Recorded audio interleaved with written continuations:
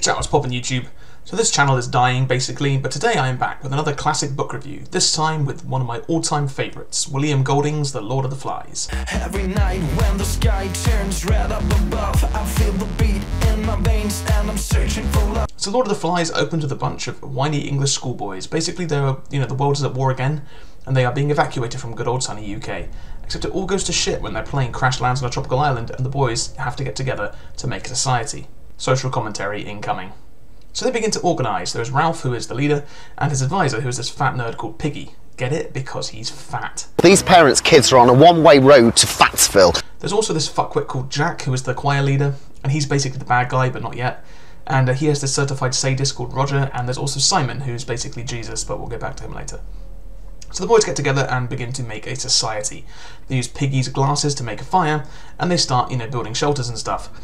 They, they get food from fruit trees, and they kind of split up into, like, the big uns who are in charge, and the little uns who are, like, little kids who just sort of, like, play on the beach all day or whatever. So anyway, so basically Ralph is sort of the de facto leader, and Jack is kind of also the second leader. He kind of wants control, but we'll get back to them later. Basically, they have this conch thing, which serves as sort of like a symbol of democracy, and basically whoever has the conch gets to talk in their meetings and all that kind of thing. And so anyway, so Ralph wants them to focus on productive things, like, building shelters and getting food, and also building a big signal fire so that, all the like boats going past might see them and rescue them. However, Jack and his choir boys all want to go be hunters because they went to Hustlers University and want to be all masculine and shit. Life as a man is exceptionally difficult. I say the most beautiful and the most terrifying thing about being a man is you're born without value. Society doesn't care about you. You're only going to be cared about based on how useful you are. So this creates some friction between Ralph and Jack, and, basically while they are a power couple, but Ralph is like the sensible, civilized one, and Jack is the one falling to the dark side, which in this book is like primeval animalism.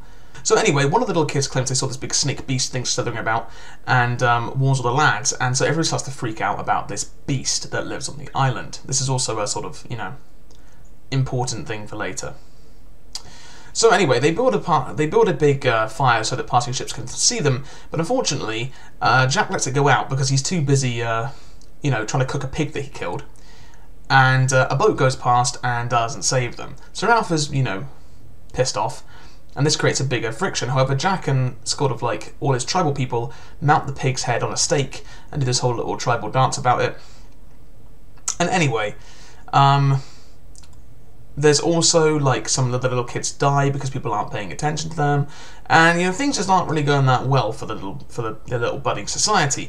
And so throughout the book, basically, society begins to sort of break down as Jack and his hunters turn more and more to the dark side of going off and doing hunting and stuff. And, while the illusion of authority and civilization that Ralph and Piggy have tried to build continues to break down. There's also this pilot who crash lands on the island and gets all tangled up in his parachute and dies, that the boys also think is the Beast, which further, sends him off the deep end, and Simon gets all like weird and spiritual and ends up having this powwow with Beelzebub himself, the Lord of the Flies, who uses the pig's head as a mouthpiece to talk to him. And so the boys end up so anyway, so Simon basically goes up onto the mountain and realises that the beast is actually just the dead body of a pilot, but the boys beat him to death when he brings it back down because they all get freaked out and think it's the beast, and kill Simon in the process. And basically one thing leads to another, and the entire society breaks down. Jack runs off to Castle Rock to set up his tribal society, and most of the boys go and join him.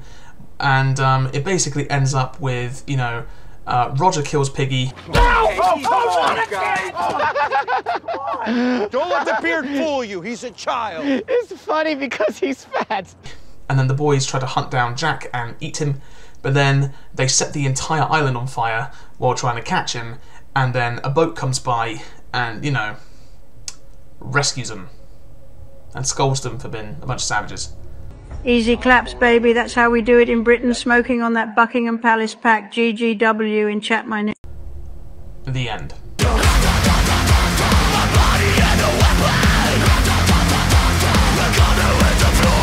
So it's been a long time since I've read this book. I probably missed a few things, but that's the basic gist of the story. This book is really good. I would highly recommend everybody goes and reads it, or you probably did if you went to school in Canada at least. But it is an absolutely fantastic story that shows a very sort of, I think, still quite realistic depiction of what would happen if a bunch of schoolboys get stuck on the island, like this. So obviously there's some obvious symbolism. The book is sort of aimed for teenage boys to read, so a lot of the symbolism is extremely obvious. So like the conch represents the sort of illusion of control that society has over it, and when Piggy dies, he was the one who was most, you know, clung to society. The conch breaks with him and sort of symbolises the end of civilization. Piggy's glasses is also a huge piece of like symbolism because they're Piggy's, but it shows that Piggy's only useful to the society while he's useful, if that makes sense. And the minute they don't need him anymore, they kill him, right? And Ralph and Jack are the two main, you know, they're the foils to each other.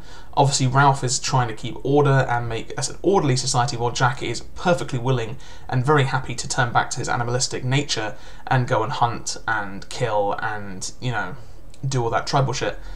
And they sort of represent that sort of animalistic veneer just beneath the real society that that sort of permeates throughout humanity. The beast is also another big bit of symbolism. The beast is completely made up by the kids, but the boys, because of superstition, the beast sort of represents the wild and their fear, and they kill Simon because of the beast, and they do all this stuff because of the beast, but the beast is never real. Nobody ever sees the beast, and it sort of plays into that sort of mob mentality that tends to drive society, especially when society is breaking down.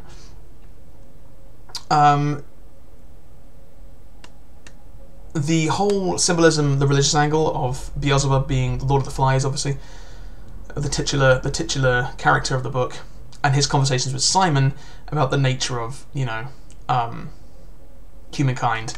And Simon, and what he tries to do is show people that their superstitions is false, effectively, and they kill him. So, you know, he tries to speak the truth, and nobody wants to hear it. So all of that is very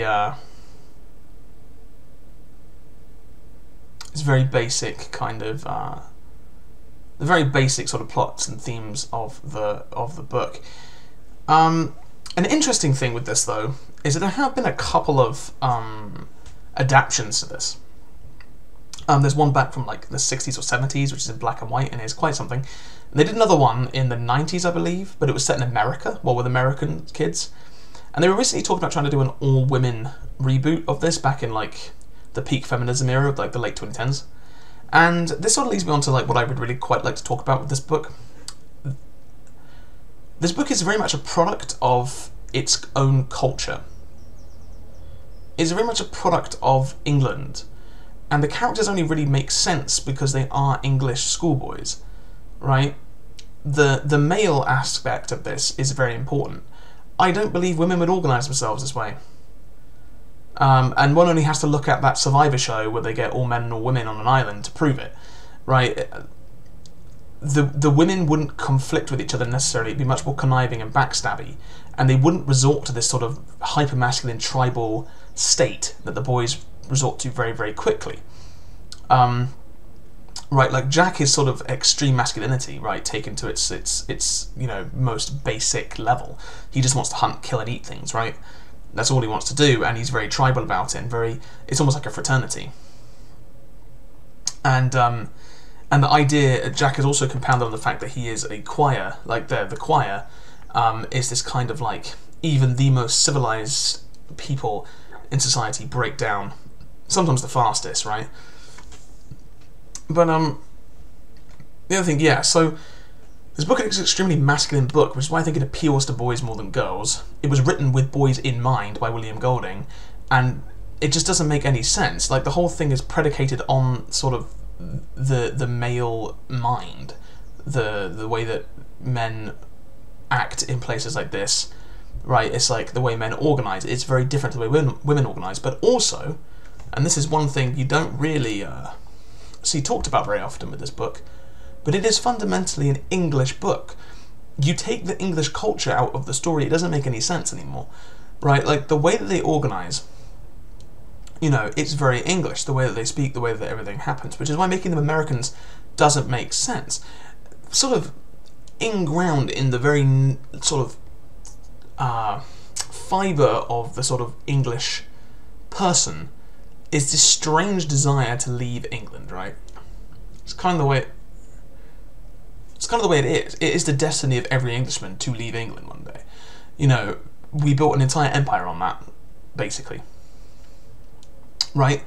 And so, this sort of desire to explore, to go out and, you know, make a tribal society and do all this kind of stuff, the way that their society organises in this very sort of elitist way, it's extremely English. It just is. Like, the whole thing is treated like a tropical vacation at the beginning by the boys before, and that's why they're sort of reluctant to take it seriously when Ralph wants them to. I think that, yeah, the characters and the culture are extremely intrinsic to this story's, you know, appeal and the way it functions. And I think if you try and take that out, it just doesn't make any sense. So there's my 2 cents on the both American and the proposed all-women reboot of Lord of the Flies. Don't do it. Just don't do it. We need a good Lord of the Flies film or series. I don't think we're ever going to get it. It's not a story that I don't think our media apparatus particularly wants to tell anymore. But even as, you know, I don't know, I think it says a lot about human nature. You know, that desire to return to nature, that desire to throw off the chains of society, but shows how important society really is to the functioning of things. Our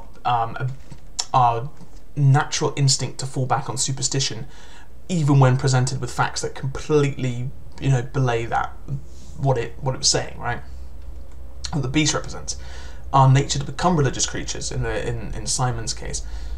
The whole thing is basically analysing the entirety of human society, effectively from start to finish, except in a microcosm shown with a small collection of kids, because that's what they are, they're just kids, stuck on a tropical island during a world war. And I think, I can't remember who said this, I remember seeing it from, it was an interview with Stephen King, because of course this book greatly influenced Stephen King. But they said basically, he said, now somebody said to him, who like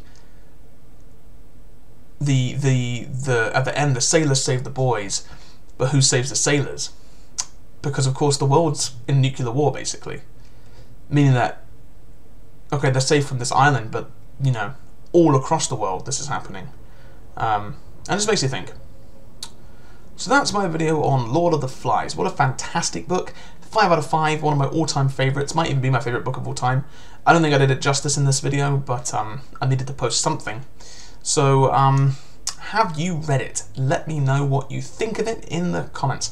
And if you want to read something that I wrote, click the link, head over to 123tomorrows.com. If you just go to the website, you'll have to scrap quite a few days back because they post up daily to find my story. But if you want to read something else of mine, head over to my website where you can find my short stories that I've posted up there for free. Thank you very much.